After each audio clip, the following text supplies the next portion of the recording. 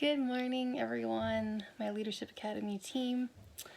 The book I read from book report number 1 is True North, or Discovery or True North by Bill George, and it was forwarded by Bill Gergen. And this is the second edition for 2015, and it was published by John Weil and Sons in Hoboken, New Jersey, and it was $32. So the foreword was written by David Gergen, and he wrote about Bill George and how he became a successful leader, describing his characteristics and expressing his experiences in his past, whether it was hardships or negative experiences, and applying them to personal growth. And he also explained his first meeting with Bill George and how it transformed his life from there. And the introduction was written by Bill George, defining the term True North, and it relates to a focal point. And a lot of the things that Bill George expresses in here and all the points ring a lot of bells in my head, because I read the same or the similar points in books I read about yoga and practice and in my life. So I think there was a reason why I chose this book, especially by the title. And besides that focal point, that being said, to be a successful leader, you must be your true self or your authentic self. Not saying that you have to be a perfect person, perfect leader, a person that doesn't make mistakes, but rather being vulnerable to your team. And not just that, not just victimizing yourself, but learning from those experiences. Let's see here.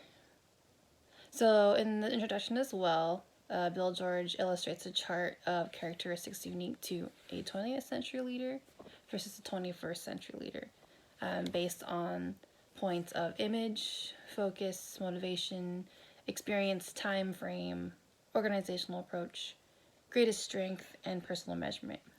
And the overarching theme or differences between the two is, for a 20th century leader, they're more self-absorbed, they're more for their personal needs as a leader, versus a 21st century leader. They are of service to their team, looking for the better of the greater good, for the better of the people, and looking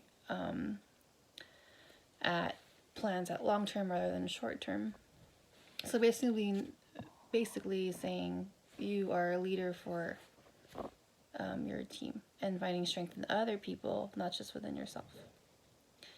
And number 3, what 3 major points, lessons, impacts did you get from reading the book that could be applicable to leadership?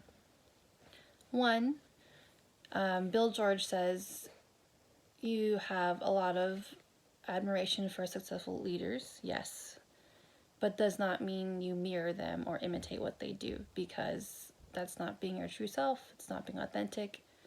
You are just copycatting, or it's not a word, but copying someone else. It's okay to admire what they do and follow such leaders, but also at the same time, you have to find your true north, right? Number 2, he mentions a lot about the word crucibles. Crucibles equates to one's hardships or difficult experiences, and that you have several choices or a few choices to make based on these experiences. 1, you can victimize yourself by them. 2, you can ignore them like they never happened, which is things like goes into play of making mistakes at the workplace, not acknowledging the mistake. And lastly, transform your crucibles or experiences into personal growth.